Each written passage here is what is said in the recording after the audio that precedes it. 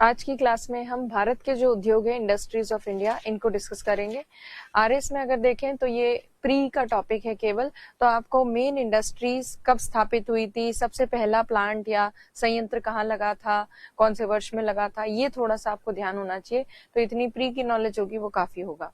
और यूपीएससी की अगर बात करें तो आपको बेसिक इंडस्ट्रीज कहाँ कहाँ है उसका एक बेसिक आइडिया होना चाहिए, क्योंकि डायरेक्टली आपसे ये तो नहीं पूछा जाता कि कौन सी इंडस्ट्री कहाँ है यूपीएससी के अंदर। आरपीएससी की बात नहीं कर रही, यूपीएससी में ये नहीं पूछा जाता कि कौन सी इंडस्ट्री कहाँ है, आपसे इनडायरेक्टली इंडस्ट्रियल लोकेशन के बारे में पूछा जाता है।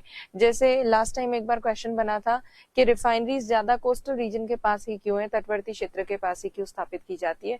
इस तरह के क्वेश्चन जो है पूछे जाते हैं। तो इसीलिए दोनों के लिए ही, आरएस और आईएएस दोनों के लिए ही ये इंपॉर्टेंट है कि हम इंडस्ट्रीज ऑफ इंडिया डिस्कस करें।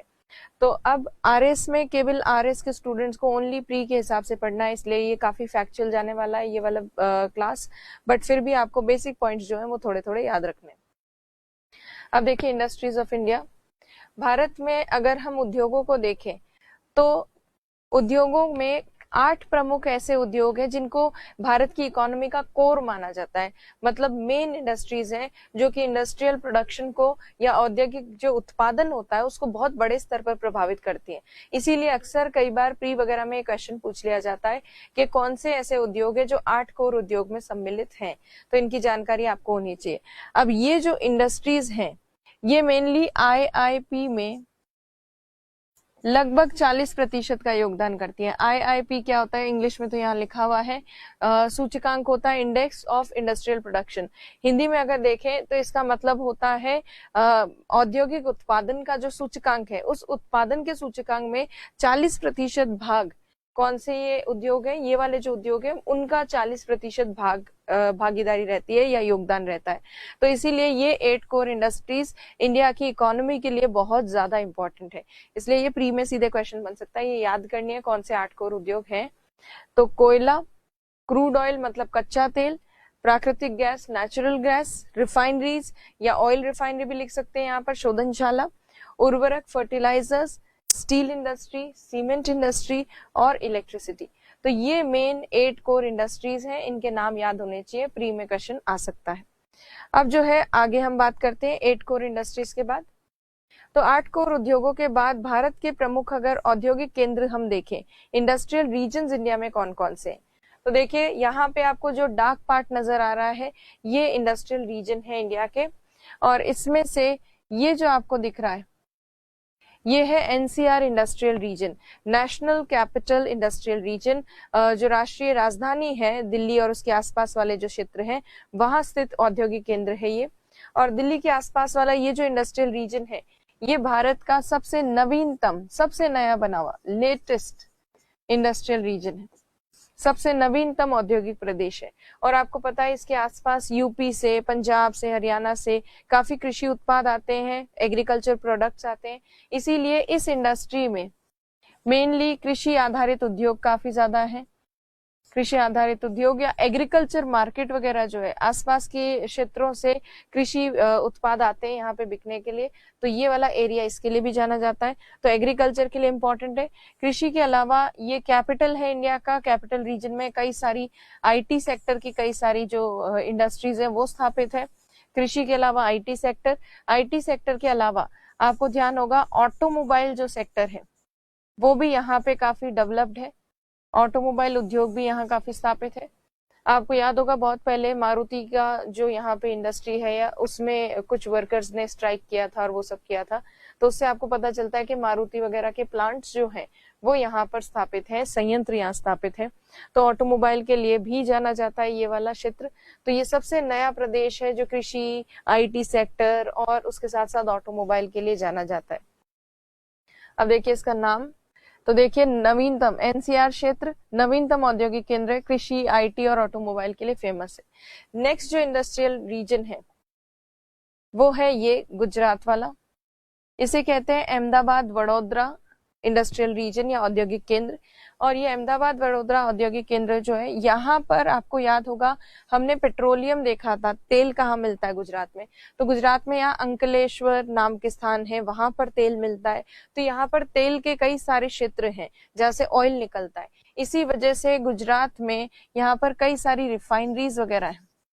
रिफाइनरीज मतलब तेल शोधन शालाएं यहाँ पर है, और इन तेल शोधन शालाओं के कारण जहां पे भी रिफाइनरी होती है उस रिफाइनरी के आसपास डेवलप होता है पेट्रोकेमिकल इंडस्ट्री, मतलब कुछ रासायनिक उद्योग विकसित होते हैं। तो गुजरात के इस भाग में पेट्रोकेमिकल इंडस्ट्रीज भी है स्थापित।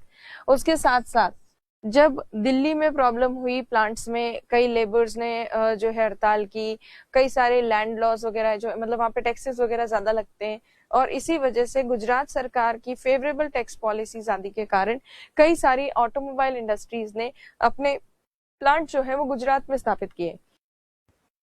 तो इसीलिए गुजरात जो है वो ऑटोमोबाइल इंडस्ट्री के लिए भी जाना जाता है, गुजरात वडोदरा वाला क्षेत्र। उसके साथ साथ गुजरात वाले क्षेत्र में कांच का उद्योग किया जाता है, ग्लास का या कांच का काम किया जाता है। तो ग्लास इंडस्ट्री या कांच का जो उद्योग है उसके लिए फेमस है गुजरात। और इस क्षेत्र में डायमंड कटिंग वगैरह भी काफी ज्यादा होती है। आपको पता होगा हीरे जो है वो बाहर से आते हैं, इंडिया में तो कम उत्पादित होते हैं, पर बाहर से हीरे आते हैं और हीरों को तराशा जाता है भारत में बड़े स्तर पर। तो इसीलिए डायमंड आदि के लिए भी फेमस है ये वाला इंडस्ट्रियल रीजन। तो ये मेन चीजें हैं यहाँ की।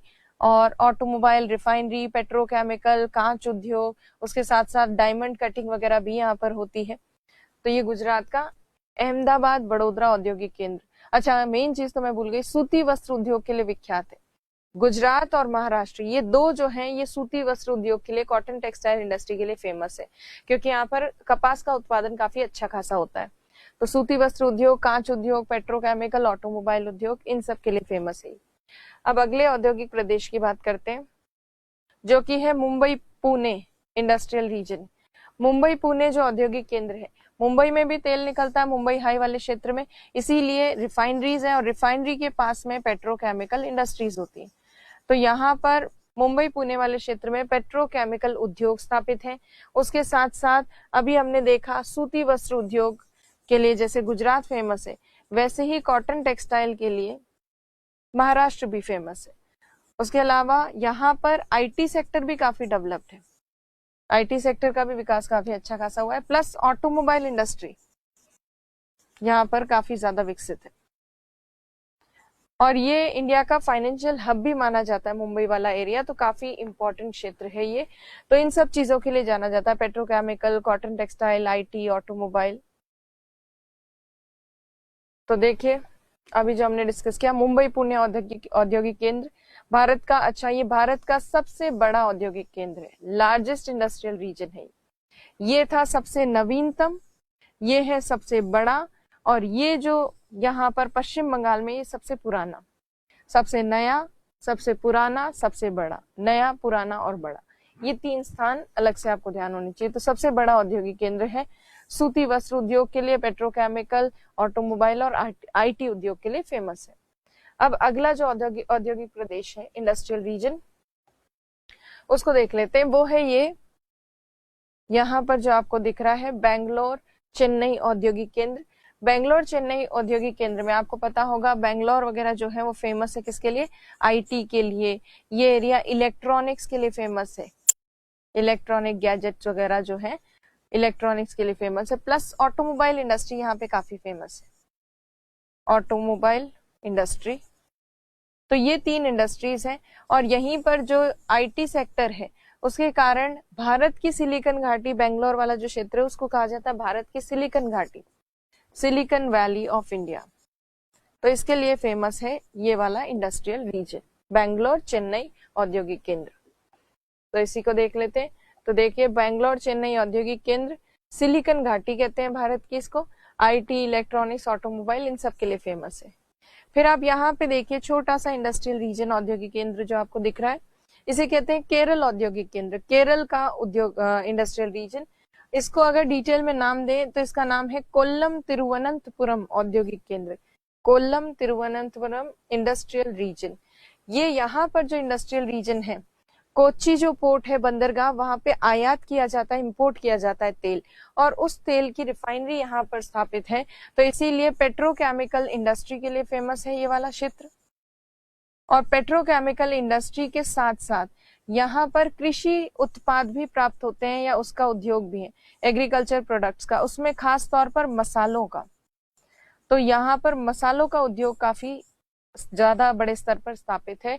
तो स्पाइस जो है उसकी इंडस्ट्रीज यहाँ पर काफी ज्यादा है इस केरल वाले पार्ट में। तो अब देखिए, केरल औद्योगिक केंद्र मसालों की खेती के लिए या मसालों के उद्योग के लिए फेमस है। कृषि आधारित उद्योग के साथ पेट्रोकेमिकल इंडस्ट्री भी यहाँ पर फेमस है। अब अगले इंडस्ट्रियल रीजन की बात करते हैं।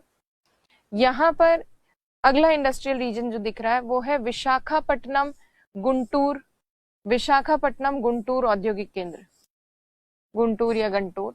तो ये विशाखापट्टनम और गंटूर वाला जो इंडस्ट्रियल रीजन है ये आयरन और कोल, लोहा और कोयला जहां मिलता है उन स्थानों के आसपास है, इसीलिए इस क्षेत्र में लौह इस्पात या स्टील इंडस्ट्री यहाँ पे काफी फेमस है। स्टील इंडस्ट्री या इस्पात उद्योग के लिए विख्यात है और यहाँ से स्टील जो है वो एक्सपोर्ट भी किया जाता है, तो इसलिए विशाखापट्टनम गुंटूर स्टील के लिए फेमस है। फिर यहाँ पर एक और देख लेते हैं साथ में, ये जो आपको दिख रहा है इसे कहते हैं छोटा नागपुर इंडस्ट्रियल बेल्ट, छोटा नागपुर औद्योगिक केंद्र। और छोटा नागपुर औद्योगिक केंद्र जो है, यहाँ छोटा नागपुर पठारी क्षेत्र में बहुत सारे खनिज मिलते हैं, खास तौर पर धात्विक खनिज, मेटालिक मिनरल्स। इसी वजह से छोटा नागपुर इंडस्ट्रियल रीजन फेमस है औद्योगिक धात्विक उद्योग के लिए, और या हम कह सकते हैं मेटल बेस्ड जो इंडस्ट्रीज होती है उनके लिए फेमस है, जैसे एल्यूमिनियम की इंडस्ट्रीज हो गई, स्टील के प्लांट्स हो गए, इस्पात के संयंत्र हो गए, उन सब के लिए फेमस है ये। और यहाँ पर ये जो है इसे कहते हैं कोलकाता हल्दिया औद्योगिक केंद्र। और कोलकाता हल्दिया जो इंडस्ट्रियल रीजन है, आपको पता है कोलकाता हल्दिया वाला जो पोर्ट रीजन है वहां पर भी थोड़ा बहुत पेट्रोकेमिकल इंडस्ट्रीज वगैरह हो सकती है या है, क्योंकि यहाँ पे एक पाइपलाइन आकर कनेक्ट होती है इंडिया के नॉर्थ ईस्टर्न स्टेट से, उत्तर पूर्वी राज्यों से एक ऑयल पाइपलाइन आती है यहाँ पर, उसके द्वारा एक्सपोर्ट किया जाता है पेट्रोलियम वगैरह, ऑयल जो है उसके रिफाइंड प्रोडक्ट्स जो है उनको एक्सपोर्ट किया जाता है, इसके लिए फेमस है ये। प्लस यहाँ पर पश्चिम बंगाल में चावल की खेती अच्छी खासी होती है, तो राइस और भी एग्रीकल्चर बेस्ड जो इंडस्ट्रीज है वो यहाँ पर स्थापित है। जूट का उत्पादन यहाँ पे काफी ज्यादा होता है, तो जूट के लिए भी फेमस है। तो कपड़ों से संबंधित उद्योग, उसके साथ साथ कृषि से संबंधित उद्योग और पेट्रोकेमिकल इंडस्ट्री वो यहाँ पर काफी ज्यादा है। तो ये 3 औद्योगिक केंद्र हमने साथ में किए, विशाखापट्टनम, गुंटूर, छोटा नागपुर और कोलकाता हल्दिया। इन्हीं का टेक्स्ट अब देख लेते हैं। कोलकाता हल्दिया, अच्छा कोलकाता हल्दिया मैंने अभी आपको बताया था भारत का सबसे पुराना औद्योगिक केंद्र भी है। वस्त्र, पटसन का मतलब होता है जूट, चावल के लिए, पेट्रोकेमिकल उद्योग के लिए, इन सब के लिए फेमस है। अगला छोटा नागपुर औद्योगिक केंद्र मैंने बताया मेटल इंडस्ट्री के लिए, धातु उद्योग के लिए फेमस है। और लास्ट विशाखापट्टनम, गुंटूर और विशाखापट्टनम वाला लौह इस्पात उद्योग के लिए, आयरन एंड स्टील इंडस्ट्री के लिए फेमस है। तो ये हो गए भारत के प्रमुख औद्योगिक केंद्र, इंडस्ट्रियल रीजन्स। अब इंडस्ट्रियल रीजन्स हम देख चुके हैं, तो अब हम बात करेंगे सबसे पहली और मेजर इंडस्ट्री की, जो है स्टील इंडस्ट्री। भारत में ही नहीं किसी भी देश में अगर देखें तो स्टील इंडस्ट्री, इस्पात उद्योग पूरे उद्योगों का एक बैकबोन मानी जाती है, एक बेस माना जाता है, आधार माना जाता है, क्योंकि जिस कंट्री में स्टील इंडस्ट्री डेवलप्ड होती है उस कंट्री का विकास भी काफी ज्यादा होता है, क्योंकि बाकी सब जो इंडस्ट्रीज हैं उनमें कहीं ना कहीं इनके प्रोडक्ट्स को यूज किया जाता है, स्टील इंडस्ट्री से रिलेटेड जो उत्पाद प्राप्त होते हैं उनका उपयोग किया जाता है, इसलिए काफी इंपॉर्टेंट इंडस्ट्री है ये। अब ये इंडस्ट्री कब डेवलप हुई, कब हम इसको माने कि भारत में शुरुआत हुई, तो इस्पात उद्योग की शुरुआत भारत में 1870 से ही हो गई, 1870 से ही, जब पश्चिम बंगाल में, वेस्ट बंगाल में कुल्टी नामक स्थान पर, पश्चिम बंगाल में कुल्टी नाम का एक स्थान है, इस कुल्टी नामक स्थान पर पहला स्टील प्लांट स्थापित हुआ। उसके साथ ही 1970 में ही स्टील उद्योग की शुरुआत हो गई भारत में, और इस कुल्टी नामक प्लांट में जो प्रोडक्शन है, उत्पादन, वो शुरू हुआ 1874 में। तो इसीलिए इंडस्ट्री जो स्टील वाली स्टार्ट हुई वो यहाँ से हुई। आपसे क्वेश्चन इसी में से पूछा जा सकता है कि भारत में इस्पात उद्योग की शुरुआत कहाँ से मानी जाती है, तो कुल्टी जो प्लांट है वहां से मानी जाती है शुरुआत, और 1870 में स्थापित हुआ था और 1874 में इसमें प्रोडक्शन स्टार्ट हुआ था। कई जगह कुछ किताबों में आप कुल्टी का जो स्थापना का जो वर्ष है वो आपको 1874 लिखा हुआ दिखेगा, क्योंकि वो प्रोडक्शन जब से स्टार्ट हुआ तब से ही प्लांट को बना हुआ मान रहे।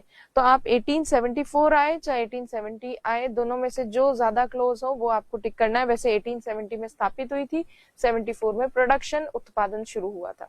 उसके बाद कई सारे स्टील प्लांट्स धीरे धीरे भारत में स्थापित होने लगे। टिस्को की स्थापना हुई, Tata iron and steel company की। इसको की स्थापना हुई, Indian iron and steel company की। उसके साथ साथ विस्को की स्थापना हुई, Visvesvaraya iron and steel company की। तो इन आयरन एंड स्टील कंपनीज की स्थापना कहाँ कहाँ हुई, बस उनको आपको ध्यान रखना है ताकि प्री में कोई क्वेश्चन आए आप डील कर सके। तो अच्छा, ये जो है कुल्टी वाला जो मैंने प्लांट बताया, कुल्टी वाले प्लांट की स्थापना सफल रही, इसीलिए उसी को आयरन एंड स्टील इंडस्ट्री का मेन जो है स्टार्टिंग पॉइंट माना जाता है। इससे पहले एक असफल प्रयास हुआ था, और वो असफल प्रयास कहाँ हुआ? पोर्टो नोवो, तमिलनाडु में, और 1830 में हुआ था ये असफल प्रयास। इस समय ज्यादा सफलता नहीं मिली, स्टील प्लांट ढंग से स्टार्ट नहीं हो पाया, चालू भी नहीं हुआ, इसीलिए ये सिर्फ भूला बिसरा नाम है। तो इसको थोड़ा सा देख लीजिए, जानकारी होनी चाहिए। बट वास्तविकता में स्टील इंडस्ट्री की शुरुआत मानी जाती है कुल्टी से। तो ये असफल प्रयास के बाद देखिए 1870 में बराकर नाम की नदी, हमने की थी इंडियन ज्योग्राफी में, छोटा नागपुर पठारी क्षेत्र के आगे से होकर जाती है बंगाल में, किनारे पर बंगाल में बंगाल आयरन वर्क्स कंपनी नाम की एक कंपनी ने, बंगाल आयरन वर्क्स, इस कंपनी ने कुल्टी नामक स्थान पर पश्चिम बंगाल में एक संयंत्र मतलब प्लांट लगाया। और ये प्लांट जो है ये प्रथम सफल प्रयास था, इसलिए स्टील इंडस्ट्री की शुरुआत यहीं से मेनली मानी जाती है। और कुल्टी संयंत्र में उत्पादन कब से चालू हुआ? 1874 से प्रोडक्शन स्टार्ट हो गया। और किसने स्थापना की वो भी आप नाम थोड़ा सा देख सकते हैं, ताकि प्री में कोई आए क्वेश्चंस तो आप डील कर सके। जेम्स अर्स्किन जो है, इसका नाम है जेम्स अर्स्किन, और ये बंगाल आयरन वर्क्स कंपनी द्वारा स्थापित किया गया था प्लांट। आगे चल के क्या हुआ इस कुल्टी प्लांट का? तो देखिए यहाँ पे इसमें बहुत अच्छा खासा उत्पादन हो रहा था, और बाद में आगे चल के भविष्य में क्या किया गया, इस कुल्टी वाले प्लांट को, इसको जो आगे हम पढ़ेंगे, इसको कंपनी में मर्ज कर दिया गया। बंगाल आयरन वर्क्स कंपनी रही नहीं आगे चल के, तो उसको जो है मर्ज कर दिया गया इसको नाम की कंपनी में। तो ये पहला प्रयास था, और ये प्रयास किसने किया? सरकार ने नहीं किया था, गवर्नमेंट ने नहीं किया था, ये प्राइवेट सेक्टर पे निजी क्षेत्र में ये प्रयास हुआ था। इसके बाद 1870 के बाद सबसे अच्छी खासी और बड़ी भारी भरकम शुरुआत जो है, अच्छी शुरुआत किसने की थी? टिस्को ने की थी। 1907 में टिस्को की शुरुआत हुई। टिस्को वास्तव में जमशेदपुर झारखंड में स्थित है, बट उस जमशेदपुर नामक स्थान को पहले सांची कहा जाता था, सांची। और जब जमशेदजी टाटा ने यहाँ पर टिस्को का प्लांट लगाया, उसके बाद ये सांची नामक स्थान जो है जमशेदपुर कहलाने लगा, उनके नाम पर इसको जमशेदपुर कहने लगे। तो इसीलिए टिस्को का जो प्लांट है वो काफी फेमस है। टिस्को का फुल फॉर्म क्या होता है? Tata iron and steel company होता है इसका फुल फॉर्म। और ये जो टिस्को का प्लांट है, ये आधुनिक भारत का जो आधुनिक लौह इस्पात कारखाने वो इसी से शुरू हुए। 1870 से भले ही शुरुआत हो गई हो, बट 1907 से जो 7 सेल जो मॉडर्न टेक्निक्स पर बेस्ड जो स्टील प्लांट स्थापित हुए वो टिस्को के द्वारा हुए। तो आधुनिक इस्पात उद्योग की स्थापना का श्रेय दिया जाता है टिस्को को और जमशेदजी टाटा को। और अगर हम देखें वास्तविक जो स्टील इंडस्ट्री वो स्टार्ट हुई थी कुल्टी से, जो कि बंगाल आयरन वर्क्स ने स्थापित की थी एक कंपनी ने। तो ये हिस्ट्री है इसकी। इसके अलावा 1907 के बाद 1919 और 1819 के आसपास, कई जगह 18 लिखा होता है, कई जगह 19, इसलिए दोनों को ही यहाँ पे हमने कंसिडर कर लिया है। तो 1819 में यहाँ बर्नपुर नाम का स्थान है पश्चिम बंगाल में। उस बर्नपुर नामक स्थान पर इसको की स्थापना हुई। इसको का मतलब Indian iron and steel company. और इसको की स्थापना जब बर्नपुर में हुई, उसके बाद 1918 के बाद काफी समय बाद 1952 में 3 प्लांट्स को मिला दिया गया।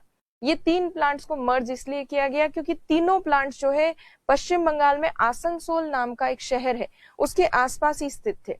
बर्नपुर कुल्टी और कुल्टी के साथ साथ हीरापुर जो है ये स्थान आसपास ही स्थित थे, इसलिए तीनों को मर्ज करके डाल दिया गया, किसमें, इसको में सम्मिलित कर दिया गया और तीनों जो है इसको का पार्ट बन गए 1952 में। तो 1952 में बर्नपुर, हीरापुर और कुल्टी, इनके संयंत्र मतलब प्लांट्स को विलय कर दिया गया इसको के अंदर। और ये जो है हीरापुर, आपको कुल्टी तो पता है कि बंगाल आयरन वर्क्स नाम की कंपनी ने खोला था 1817 में। बर्नपुर आपको पता है कि इसको ने खुद ने बनाया था बर्नपुर वाला प्लांट।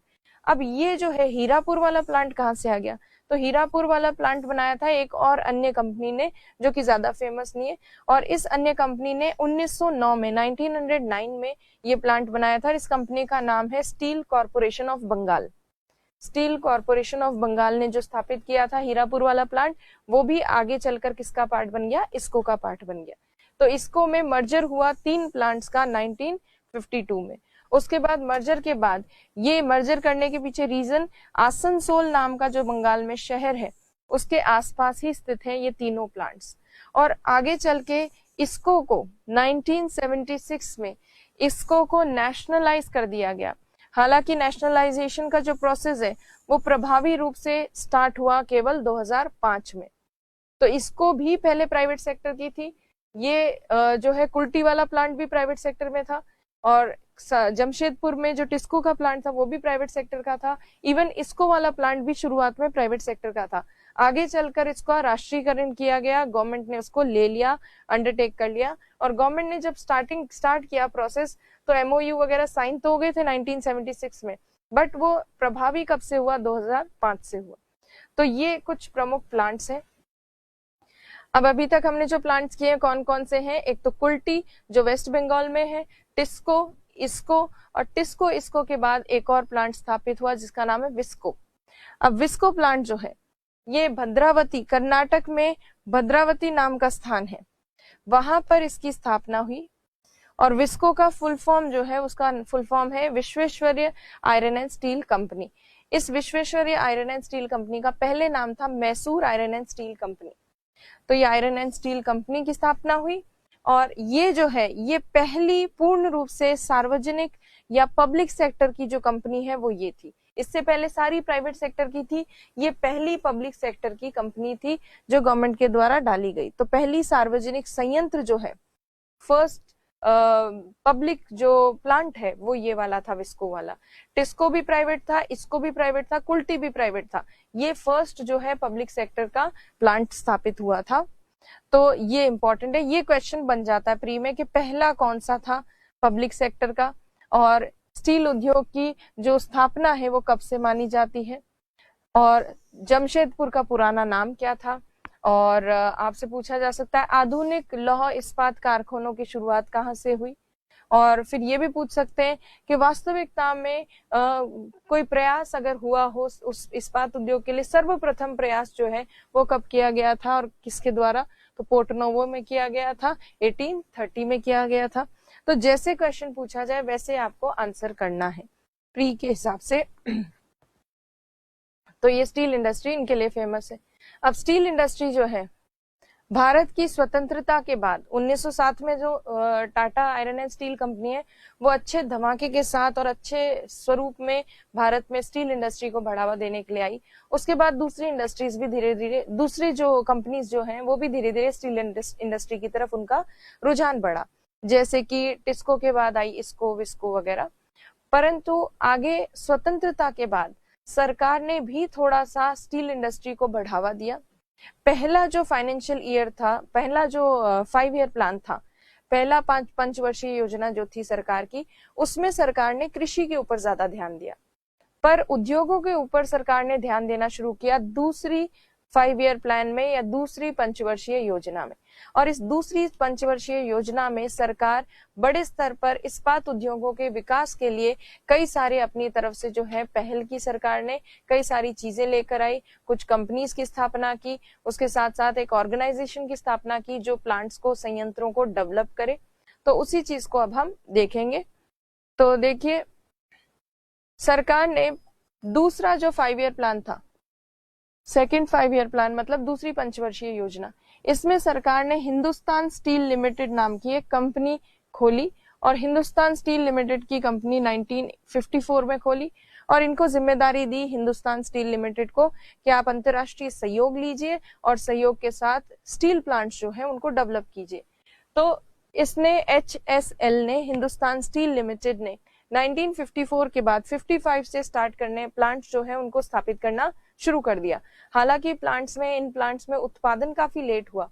कुछ संयंत्रों में उत्पादन 1959 से स्टार्ट हुआ, कुछ प्लांट्स जो है उनमें उत्पादन 1962 से स्टार्ट हुआ प्रोडक्शन।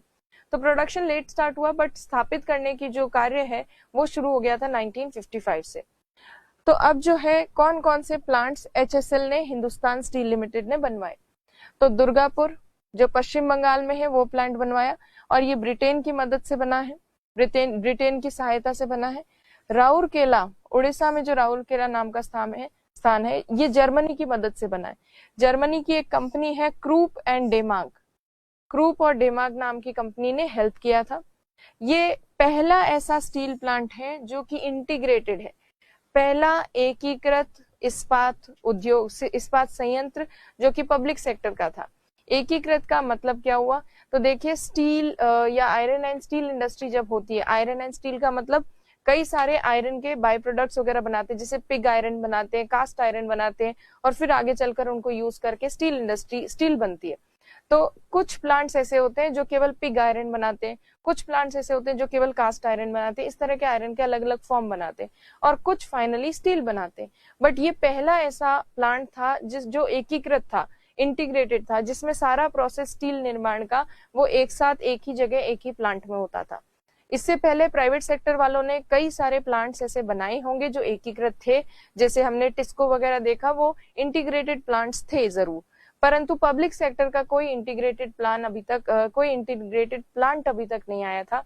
तो ये पहला पब्लिक सेक्टर का सरकार द्वारा निर्मित पहला इंटीग्रेटेड या एकीकृत स्टील प्लांट था, इस्पात संयंत्र था, इसलिए इंपॉर्टेंट है।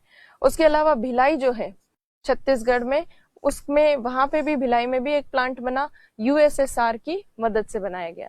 तो दूसरी पंचवर्षीय योजना में 3 स्टील प्लांट्स बने और हिंदुस्तान स्टील लिमिटेड जैसी कंपनी बनी। इसके बाद तीसरा जो 5 ईयर प्लान था उसमें भी एक स्टील प्लांट का निर्माण हुआ, थर्ड 5 ईयर प्लान में, तीसरी पंचवर्षीय योजना में। और जिस स्टील प्लांट का डेवलपमेंट हुआ या निर्माण हुआ वो है बोकारो, झारखंड में स्थित। तो झारखंड में बोकारो नाम के स्थान पर स्थित USSR की मदद से बना है ये। इसका निर्माण 1964 में हुआ। 64 में भले ही इसका एस्टैब्लिशमेंट या सेटिंग अप या फिर स्थापित हो गया 64 में, बट प्रोडक्शन इसमें स्टार्ट हुआ 1972 में। प्रोडक्शन स्टार्ट होने में काफी टाइम लग गया। और ये जो प्लांट है ये माना जाता है कि भारत का स्वनिर्मित प्लांट, या फिर हम कह सकते हैं क्या कहते हैं, इंडिजिनस प्लांट, मतलब घरेलू स्तर पर जो तकनीक यूज करके प्लांट बनाया जाता है वो प्लांट भारत का पहला यही माना जाता है। हालांकि इसमें हमने USSR की मदद जरूर ली थी, बट इसमें कई सारे प्रोडक्ट्स या कई सारा चीजें ऐसी थी जो कि इंडिया में खुद में बनी थी इस प्लांट के निर्माण के लिए। तो इंडिया की ही काफी सारी मशीनरी वगैरह का यूज करके और इस प्लांट को स्थापित किया गया था, इसीलिए इसको भारत का पहला इंडिजिनस या स्वनिर्मित या स्व तकनीक पर निर्मित प्लांट माना जाता है। हालांकि पूर्ण रूप से ये स्वनिर्मित नहीं था क्योंकि इसमें थोड़ी मदद USSR की ली थी, बट ज्यादातर 80-90% आप कह सकते हैं कि भारत के उत्पाद ही, इंडिया के प्रोडक्ट्स ही यूज किए गए थे। तो it is considered as India's first indigenous मतलब घरेलू तकनीक से बना steel plant, build with maximum indigenous content, मतलब अधिकतम उत्पाद जो उपयोग में लिए गए वो भारत के थे, जैसे इक्विपमेंट्स वगैरह, material, know how, knowledge, technology, सब मोस्टली ज्यादातर इंडिया की यूज हुई थी। अब थर्ड 5 ईयर प्लान के बाद फोर्थ 5 ईयर प्लान जो है, चौथी पंचवर्षीय योजना। इस चौथी पंचवर्षीय योजना के अंतर्गत ये कई सारे 3 तो प्लांट्स बने, ये 3 तो प्लांट्स हैं, और एक कंपनी और बनी। अभी तक हिंदुस्तान स्टील लिमिटेड सारी जिम्मेदारी ले रखी थी इसने, पब्लिक सेक्टर के जितने भी स्टील प्लांट्स हैं उनको ये देखरेख करती थी हिंदुस्तान स्टील लिमिटेड। इस चौथी पंचवर्षीय योजना में आया कि एक नई कंपनी खोली गई जिसका नाम था Steel Authority of India Limited, SAIL जिसको कहते हैं। Steel Authority of India Limited जो है उसी में फिर आगे चल के ये HSL मतलब हिंदुस्तान स्टील लिमिटेड को उसी का पार्ट बना दिया गया। हिंदुस्तान स्टील लिमिटेड खत्म हो गई, उसका स्थान किसने ले लिया? सेल ने ले लिया, स्टील अथॉरिटी ऑफ इंडिया। ये कब स्थापित हुई? तो ये 72-73 के आसपास ये स्थापित हुई। इसको बनाने के लिए या स्थापित करने के लिए जो बिल पास होना था या जो भी चीज पास होनी थी वो 72 में पास हो गई थी और 73 में इसको स्थापित किया गया था। तो सेल की स्थापना आपसे पूछी जा सकती है। 72, 73 दोनों नंबर्स जो हैं या फिर ईयर्स बताए जाते हैं, 72, 73। इसके अलावा सेल जो है उसको जिम्मेदारी दी गई कि प्राइवेट सेक्टर के पब्लिक सेक्टर के जितने भी स्टील प्लांट्स हैं वो सेल उनकी देखरेख करेगी। तो सेल ने जितने भी पब्लिक सेक्टर के थे ये स्टील प्लांट्स, दुर्गापुर, राउरकेला, भिलाई, बोकारो, सबको अपने अंडर ले लिया और उनका कंट्रोल अपने पास लेकर और उनका जो उत्पादन है स्टील उत्पादन उनकी देखरेख की। उसके साथ साथ सेल जो है इसमें अन्य जो आगे बनने वाले जो प्लांट्स हैं उनको भी इसमें स्थापित किया, अंडर लिया गया। और उसके अलावा सेल के अंडर आ जाता है इसको भी, क्योंकि इसको भी अब क्या हो चुका है, इसको पब्लिक सेक्टर का हो जाता है 1952 में मर्जर के बाद। 1976 में अभी किया था हमने, इसको जो है वो पब्लिक सेक्टर का बन गया या उसका राष्ट्रीयकरण हो गया और इसीलिए आगे चलकर इसको जो है वो भी किसका पार्ट बन गया? सेल का पार्ट बन गया। तो अभी वर्तमान में इसको भिलाई, इसको दुर्गापुर, राउरकेला, भिलाई और बोकारो ये प्लांट्स आते हैं किसके अंतर्गत? सेल के अंतर्गत। अब इनके अलावा और कौन से प्लांट स्थापित किए गए? तो तमिलनाडु में सेलम नाम का स्थान है, वहां पे एक प्लांट स्थापित किया गया 1972 में और उसमें उत्पादन बहुत लेट शुरू हुआ, 10 साल के बाद 1982 में यहाँ प्रोडक्शन शुरू हुआ। विजयनगर जो है कर्नाटक में, यहाँ एक प्राइवेट कंपनी ने जिसका नाम है Jindal steel works, Jindal steel work ने एक प्लांट लगाया 1994 में। विजयनगर में जिंदल स्टील वर्क ने प्लांट लगाया, प्राइवेट सेक्टर की है। और जिंदल स्टील वर्क जो है इसमें जब शेयर्स वगैरह इशू कर देते हैं तो वो काफी जो है उसकी शेयर डिस्ट्रीब्यूट होने से वो भी क्या बन जाती है? पब्लिक सेक्टर की बन जाती है। तो थी स्टार्टिंग में प्राइवेट सेक्टर की, बट इसके भी शेयर्स वगैरह बिकते हैं। विशाखापट्टनम जो है आंध्र प्रदेश में, विशाखापट्टनम में भी एक प्लांट स्थापित हुआ 1971 में, लगभग सेलम का जो प्लांट बना था उसी के आसपास। और ये जो है ये राष्ट्रीय RINL के अंतर्गत आता है। शुरू में ये सेल के अंडर रखा गया था विशाखापट्टनम वाला प्लांट, बाद में RINL के अंतर्गत उसको डाल दिया गया। RINL की स्थापना हुई 1982 में, उसके बाद इस RINL के अंतर्गत आ जाता है विशाखापट्टनम वाला प्लांट। अभी RINL क्या है? राष्ट्रीय इस्पात निगम लिमिटेड। तो ये क्वेश्चन अक्सर बन जाता है प्री में कि निम्नलिखित में से सेल के अंतर्गत कौन कौन से स्टील प्लांट है? तो ये RINL के अंतर्गत है विशाखापट्टनम वाला। बाकी प्लांट्स जो हैं फिर भी सेल के अंडर आते हैं, पर विशाखापट्टनम वाला प्लांट सेल के अंतर्गत नहीं आता, वो राष्ट्रीय इस्पात निगम लिमिटेड के अंतर्गत आता है विशाखापट्टनम वाला। तो याद रखिएगा। तो विशाखापट्टनम वाला प्लांट 1971 में बना, RINL की स्थापना हुई 1982 में और प्रोडक्शन इसमें स्टार्ट हुआ 1992 में। उत्पादन जो है विशाखापट्टनम में 1992 में स्थापित हुआ। अभी तक जितने भी इंडस्ट्रीज थी स्टील की वो अंदर कोयले और लौह इस्पात, आयरन जो मिलता है, आयरन और लोहा और कोयला जहां मिलता है उसी के आसपास स्टील इंडस्ट्री स्थापित थी, जितनी भी मोस्टली अंदर की तरफ थी। अब विशाखापट्टनम वाला जब प्लांट स्थापित हुआ तो एक नया ट्रेंड देखने को मिला जिसमें कोस्टल रीजन पे, तटवर्ती क्षेत्र में स्टील का उत्पादन या स्टील का संयंत्र स्थापित किया गया, क्योंकि इससे आसान रहता है स्टील को प्रोड्यूस करने के बाद एक्सपोर्ट करना इजी रहता है। कोई कच्चा माल आप बाहर से मंगा रहे हैं तो उसको इंपोर्ट करना आसान होता है। तो इसीलिए पहले जो प्लांट्स थे, संयंत्र थे, वो कोयले या लोहे के जो भंडार है उनके पास स्थापित होते थे। अब नया ट्रेंड क्या है? कोस्टल रीजन पे स्थापित करते हैं प्लांट्स को, तटवर्ती क्षेत्र में, ताकि इंपोर्ट एक्सपोर्ट में दिक्कत ना हो। तो ये चीज जो है ये आपको ध्यान रखनी है विशाखापट्टनम वाली। अब इसके बाद भारत में 4 प्रमुख हम जो लौह इस्पात है उसके 4 प्रमुख क्षेत्रों को डिफाइन कर सकते हैं। 4 जो मेजर रीजन्स हैं इसके स्टील इंडस्ट्री के। एक तो कोयले के भंडार के पास, कोल रिजर्व्स के पास, दूसरा आयरन के रिजर्व्स के पास, लौह अयस्क के भंडारों के पास, तीसरा जो है ऐसे प्लांट्स जो कोयले प्लस लोहे दोनों के पास स्थापित हो, मतलब दोनों के बीच में कहीं लोकेटेड हो। और तीसरा तटीय। तटीय तो अभी हमने देखा विशाखापट्टनम, जो किसके अंतर्गत आता है, राष्ट्रीय इस्पात निगम लिमिटेड के अंतर्गत आता है, तो वो इसमें है तटीय क्षेत्र में। कोयले के भंडार के पास कौन कौन से स्थापित है, बंडपुर, हीरापुर, कुल्टी। बंडपुर, हीरापुर, कुल्टी, ये तीनों किसमें, पश्चिम बंगाल में। दुर्गापुर भी पश्चिम बंगाल में, और बोकारो। तो इन सब स्थानों में जो प्लांट्स हैं वो मोस्टली आपको कोयले के भंडार के पास मिलेंगे। लोहे के भंडार के पास है भिलाई, राउरकेला, भद्रावती, सेलम या सलेम और विजयनगर वाले प्लांट्स। और ऐसा प्लांट जो कोयले और लोहे दोनों के बीच में स्थित है वो है टिस्को। देखिए Tata iron and steel industry ने इतने सालों पहले कितना स्मार्टली डिसीजन लेके दोनों के भंडारों के बीच में अपनी कंपनी को स्थापित किया। और ये जो है कोयले की जरूरत क्यों होती है, तो देखिए इस्पात उद्योग, स्टील इंडस्ट्री में तो लोहा तो चाहिए, और कोयले का उपयोग किया जाता है धातु को गलाने के लिए, शुद्धिकरण आदि के लिए, इसलिए कोयला भी चाहिए होता है स्टील इंडस्ट्री में। चूने की आवश्यकता भी होती है, लाइम भी एक रॉ मटेरियल के जैसे यूज होता है स्टील इंडस्ट्री में। कोकिंग कोयले का इसमें स्टील इंडस्ट्री में यूज होता है।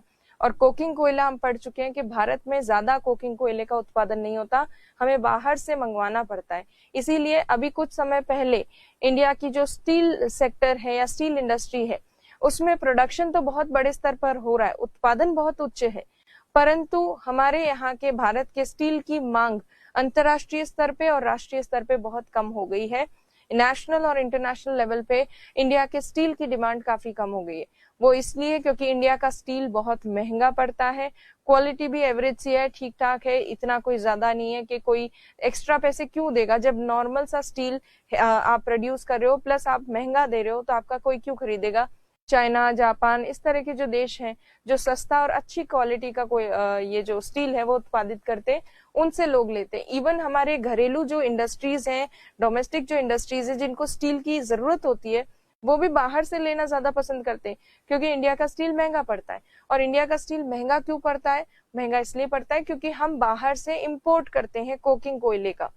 कोकिंग कोयला बाहर से अगर हम ना लाएं तो कच्चे माल में जो हमारा पैसा वेस्ट, मतलब कच्चे माल के इंपोर्ट में जो पैसा लग रहा है एक्स्ट्रा, उसकी वजह से कॉस्टिंग थोड़ी कम हो जाएगी अगर घरेलू स्तर पे ही कोकिंग कोयला बनाएंगे, क्योंकि इंपोर्टेड चीज में कस्टम ड्यूटीज वगैरह काफी सारी चीजें लगती है। इसीलिए स्टील इंडस्ट्री से रिलेटेड प्रॉब्लम्स को सॉल्व करने के लिए सरकार जो है इस्पात नीति के साथ आई, स्टील पॉलिसी लेकर आई, ताकि स्टील सेक्टर को और बढ़ावा मिले इंडिया में। और उस इस्पात नीति को भी अभी हम देखेंगे।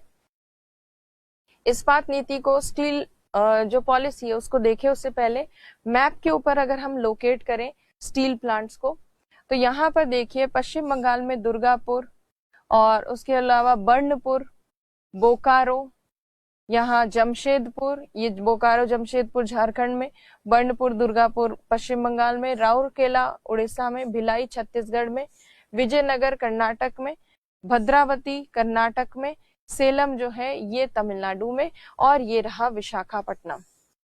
तो ये स्टील प्लांट्स है इंडिया के मोस्टली। ये कोल और आयरन बेल्ट जो है वहां पर आपको मोस्टली ये स्टील प्लांट्स देखने को मिलेंगे। अब भारत की इस्पात नीति की अगर हम बात करें तो इंडिया की जो स्टील पॉलिसी है 2017 में आई थी। इसका मेन पर्पस ये था कि इंडिया के जो स्टील सेक्टर की या स्टील की डिमांड जो कम हो गई है उस डिमांड को वापस से बढ़ाना, इंडिया के स्टील सेक्टर को बूस्ट अप करना। उत्पादन ज्यादा है बट मार्केट नहीं मिल रहा उनको, क्योंकि उनका स्टील महंगा पड़ रहा है। इसीलिए स्टील की मांग को बढ़ाने के लिए सरकार ये नीति लेकर आई। इसके कुछ टारगेट्स थे। अब टारगेट्स क्या थे वो देखिए। अभी जो हमारे यहाँ पर स्टील का उत्पादन होता है वो 100 मिलियन टन के आसपास होता है। इसको 2030 तक बढ़ाकर करेंगे लगभग 300 मिलियन टन। ये टारगेट है स्टील पॉलिसी का। दूसरा टारगेट जो है वो ये है कि अभी स्टील इंडस्ट्री में जो कच्चा माल में कोकिंग कोयला जो आता है, कोकिंग कोल, ये कोकिंग कोल इंपोर्ट किया जाता है और अधिकतम कोकिंग कोल बाहर से ही आता है, इंपोर्ट किया जाता है। तो इसीलिए क्या किया जाएगा, भविष्य में इंपोर्टेड कोकिंग कोल जो है उसका प्रतिशत, वर्तमान में तो अभी तो 85% हमारा कोकिंग कोयला बाहर से आता है, तो इसको, इस प्रतिशत को घटा के लगभग 65% के आसपास तक लेकर आएंगे। कब तक? 2030 तक। तो इम्पोर्टेड कोकिंग कोल पे डिपेंडेंसी को रिड्यूस करके 65% तक लेकर आएंगे। मतलब बाहर से आयातित जो कोकिंग कोयला है उस पर निर्भरता को घटाया जाएगा। तीसरी चीज, प्रति व्यक्ति पर पर्सन, प्रति व्यक्ति जो स्टील की खपत होती है, उस स्टील की खपत की वर्तमान स्थिति देखें तो एट प्रेजेंट प्रति व्यक्ति स्टील की खपत 60 किलोग्राम होती है। इस स्टील की खपत को बढ़ाएंगे और 160 किलोग्राम प्रति व्यक्ति स्टील की खपत करेंगे 2030 तक। ये सरकार ने इस पॉलिसी के टारगेट्स बनाए हैं। उसके साथ साथ एक सरकार ने स्टील सेक्टर में नई टेक्नोलॉजी का यूज हो, नई तरीके से स्टील सेक्टर डेवलप हो, इसलिए एक परियोजना या एक मिशन भी सरकार लेकर आई है जिसे कहते हैं श्रितमी, steel research and technology mission of India. वो भी सरकार ने इंट्रोड्यूस किया है ताकि इस सेक्टर में रिसर्च भी हो, अनुसंधान भी हो। तो ये सब सरकार इस पॉलिसी के थ्रू लेकर आई। तो देखिए 100 मिलियन टन से 2030 तक 300 मिलियन टन कर देंगे इस्पात को, स्टील को। 85% जो आयातित कोयला है, इंपोर्टेड कोकिंग कोयला, उसको घटाकर कर देंगे 65%। प्रति व्यक्ति स्टील की खपत जो अभी वर्तमान में 60 केजी है, 60 किलो, उसको 2030 तक बढ़ाकर 160 किलो कर देंगे। इस्पात क्षेत्र में अनुसंधान को बढ़ावा, रिसर्च को बढ़ावा देने के लिए steel research and technology mission of India जो है वो स्थापित किया गया। तो अब काफी कुछ गवर्नमेंट ने किया है ताकि स्टील सेक्टर डेवलप हो सके। और जिस तरह से हमने खनिजों में सबसे महत्वपूर्ण खनिज कौन सा देखा था, लोहा, आयरन ओर, तो आयरन ओर के जैसे ही स्टील सेक्टर जो है, इंडस्ट्रीज में सबसे इंपॉर्टेंट इंडस्ट्री कौन सी है, स्टील। इसीलिए इससे रिलेटेड क्वेश्चंस काफी ज्यादा बनते हैं, तो आप इसको बहुत बहुत ढंग से तैयार कीजिए और लर्न कीजिए इसको। अब अगर इसमें देखें, आपने ये पॉइंट देखा होगा कि प्रति व्यक्ति खपत 60 किलो है अभी स्टील की, इसको बढ़ाकर 160 किलो करेंगे। खपत को कैसे बढ़ाया जा सकता है? अब कोई स्टील हम खाने में तो खाते नहीं है, तो हम स्टील यूज कैसे करते हैं? हम आम आदमी की लाइफ में स्टील कैसे हमारी लाइफ का पार्ट है? तो जो भी हम मशीन्स वगैरह यूज करते हैं, जो भी चीजें टेक्निकली एडवांस यूज कर रहे हैं, उनमें कहीं ना कहीं कुछ ना कुछ तरीके से स्टील का यूज होता ही है। जैसे कि वॉशिंग मशीन्स का यूज और भी कई सारी चीजों का यूज, ये जो हाई टेक्नोलॉजी है इसका यूज, बर्तन धोने की जो मशीन होती है, डिश वॉशर्स वगैरह, उन सब का यूज, ये सब चीजें अगर बढ़ेगी तो स्टील की मांग बढ़ेगी। उन सब की अगर लोग जो है उन सब चीजों की डिमांड करेंगे तो स्टील की डिमांड बढ़ेगी, तो स्टील सेक्टर जो है वो ऊपर जाएगा। पर क्या लोगों की डिमांड्स इस तरह से बढ़ पाएंगी? तो उसके लिए सरकार को बड़े स्तर पर आर्थिक उन्नति की ओर जाना पड़ेगा, क्योंकि लोगों की जेब में पैसा भी तो होना चाहिए स्टील की खपत करने के लिए। तो इसलिए सरकार का उद्देश्य काफी ऊंचा है और सरकार का टारगेट ये है कि सबकी लाइफस्टाइल को इम्प्रूव करना, लोगों की लाइफस्टाइल को इम्प्रूव करना। वॉशिंग मशीन का यूज करें लोग, लॉन्ड्रीज का यूज करें, उसके साथ साथ डिश वॉशिंग मशीन का यूज करें, मशीन वगैरह जो है उनकी लाइफ का पार्ट हो, और उसी की वजह से स्टील सेक्टर जो है उसको बढ़ोतरी भी मिलेगी। इंडिया जो है वो डेवलप्ड कंट्री की ओर जाएगा, क्योंकि विकसित देशों में ये सारी चीजें मशीनों द्वारा की जाती है। तो इसीलिए स्टील इंडस्ट्री और को बढ़ावा देने के साथ साथ लाइफस्टाइल को भी बढ़ावा देंगे, और लाइफस्टाइल को और इम्प्रूव करने का सरकार का टारगेट भी है। तो अब देखते हैं ये स्टील के जो टारगेट सरकार ने सेट किए हैं वो कब तक सरकार जो है वो पूरा कर पाती है। अब इसमें अगर हम देखें अन्य उद्योग, तो ये एल्यूमिनियम इंडस्ट्री भी हम यहाँ पे डिस्कस कर लेते हैं। तो देखिए एल्यूमिनियम इंडस्ट्री जो है स्टील इंडस्ट्री के बाद भारत का दूसरा सबसे बड़ा धातु उद्योग है, सेकेंड लार्जेस्ट मेटल इंडस्ट्री है। और ये जो एल्यूमिनियम है ये प्राप्त किससे होता है? बॉक्साइट से प्राप्त होता है। तो जहां पर बॉक्साइट के भंडार ज्यादा मिलते हैं वहां पर ये ज्यादा स्थापित की जाती है एल्यूमिनियम इंडस्ट्री। पर बॉक्साइट के अलावा, कच्चा माल है बॉक्साइट, उसके अलावा भी इस उद्योग को कुछ चीजें चाहिए होती है। जैसे इस इंडस्ट्री में बिजली की खपत बहुत ज्यादा होती है, इसलिए जहां पर बिजली उपलब्ध होती है सस्ते दामों में और उचित मात्रा में, वहां ये प्लांट स्थापित किए जाते हैं। अब सबसे पहला जो संयंत्र है एल्यूमिनियम उद्योग का की शुरुआत जो भारत में मानी जाती है 1937 से मानी जाती है, और पश्चिम बंगाल में 1937 में जेके नगर नामक स्थान पर एक एल्यूमिनियम प्लांट डेवलप हुआ था, जिसको कहते हैं एल्यूमिनियम कॉर्पोरेशन ऑफ इंडिया। तो ये प्लांट डेवलप किया था एल्यूमिनियम कॉर्पोरेशन ऑफ इंडिया ने, और 1942 में इसमें उत्पादन प्रोडक्शन शुरू हुआ था। इंग्लिश में इसको जेके नगर को ऐसे लिखते हैं, जेके नगर। तो ये आपको नाम का नाम ध्यान रखना, याद रखना, क्योंकि प्री में पूछा जा सकता है। तो एल्यूमिनियम इंडस्ट्री 1937 में डेवलप हुई थी, जेके नगर पश्चिम बंगाल में डेवलप हुई थी सबसे पहले। और इस इंडस्ट्री के डेवलप होने के बाद धीरे धीरे स्वतंत्रता के बाद, इंडिपेंडेंस के बाद बहुत सारी दूसरी इंडस्ट्रीज, बहुत सारी दूसरे प्लांट्स जो हैं एल्यूमिनियम के, उनका भी विकास भारत में तेजी से होने लगा। तो अब देखिए कौन कौन से प्लांट्स हैं और कहाँ कहाँ हैं।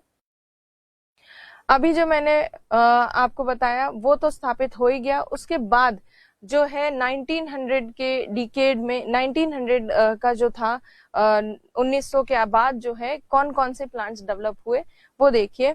तो एक इंडल करके प्लांट, इंडियन एल्यूमिनियम लिमिटेड, इस प्लांट का फुल फॉर्म है इंडियन एल्यूमिनियम लिमिटेड। इसने स्थापना की अपने पहले संयंत्र की केरल में एक स्थान से जिसका नाम है आलूपुरम। और आलूपुरम में 1938 में इंडाल का पहला प्लांट स्थापित हुआ। इंडाल ने दूसरे भी कई सारे प्लांट्स कई जगह स्थापित किए हैं, जैसे हीराकुंड में इंडाल का एक और प्लांट है। इसी तरह से झारखंड में मुरी नामक स्थान है, झारखंड में इस मुरी नामक स्थान पर भी इंडाल का एक प्लांट है। और उसके साथ साथ ये जो कर्नाटक है, कर्नाटक में बेलगांव नाम का स्थान है, बेलगांव नाम का स्थान, वहां पे भी इंडाल का प्लांट है। तो Indal Indian aluminium limited company, सबसे पहला इसका संयंत्र प्लांट स्थापित हुआ था आलूपुरम में 1938 में। उसके बाद दूसरे कई सारे प्लांट स्थापित हुए, जैसे मुरी में, हीराकुंड में, बेलगांव में। इसका जो मुरी प्लांट है ये काफी इंपॉर्टेंट है। झारखंड में जो मुरी प्लांट है ये भारत का सबसे पहली एल्यूमिनियम रिफाइनरी मानी जाती है, इंडिया फर्स्ट एल्यूमिनियम रिफाइनरी, इसके लिए फेमस है। तो ये इंडाल हो गया। अब इंडल जो है इसको आगे चलकर मर्ज कर दिया गया हिंडाल्को में। इंडियन एल्यूमिनियम लिमिटेड को आगे चलकर मर्ज किया गया, मिला दिया किसमें? हिंडाल्को में। हिंडाल्को का मतलब क्या है? हिंदुस्तान एल्यूमिनियम कॉरपोरेशन, इसमें इसको मिला दिया गया भविष्य में। तो ये तो हो गई इंडाल की जर्नी। 4 प्लांट्स है इसके। सबसे पहला प्लांट आलूपुरम में, मुरी वाला प्लांट फेमस है भारत की पहली एल्यूमिनियम रिफाइनरी के रूप में।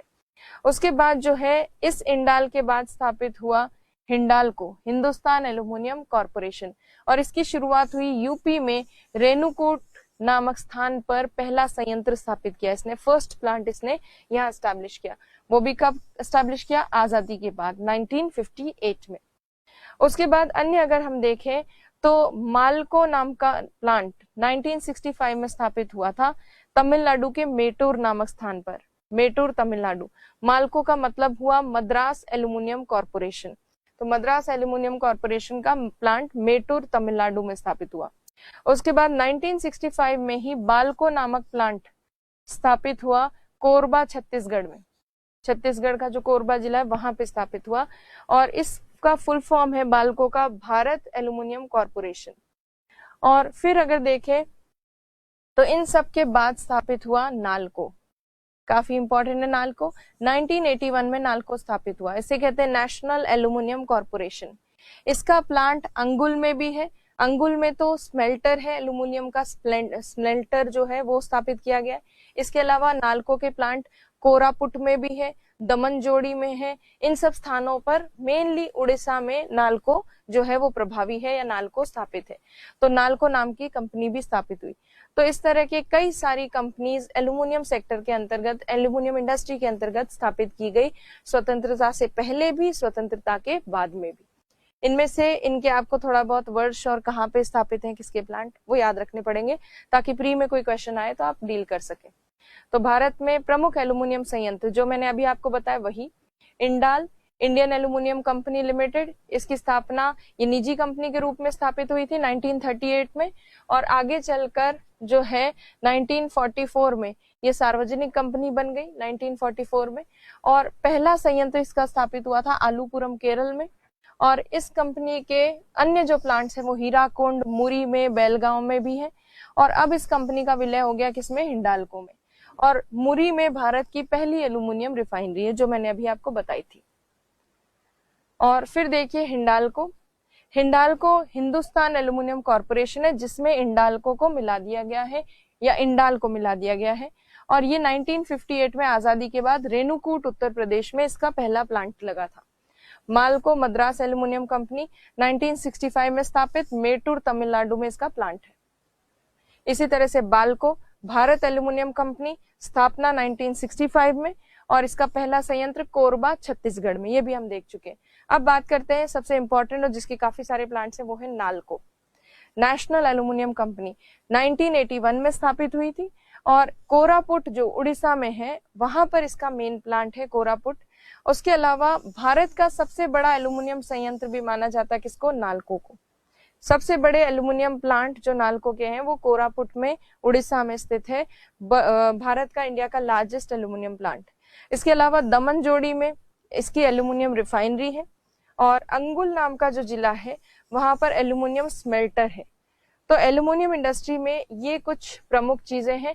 इसके बाद नेक्स्ट बहुत सारी इंडस्ट्रीज हैं, बट एक क्लास में इतनी सारी फैक्चुअल चीजें करेंगे तो आप कंफ्यूज हो जाएंगे। तो इसीलिए आज की क्लास में बस इन्हीं चीजों को आप रिवाइज कीजिए, बार बार याद कीजिए, ताकि आपको चीजें समझ में भी आए, याद भी हो, प्री में काम भी आ जाए। बाकी नेक्स्ट चीजें जो है, नेक्स्ट इंडस्ट्रीज, वो हम कल की क्लास में देखेंगे। Okay, thank you.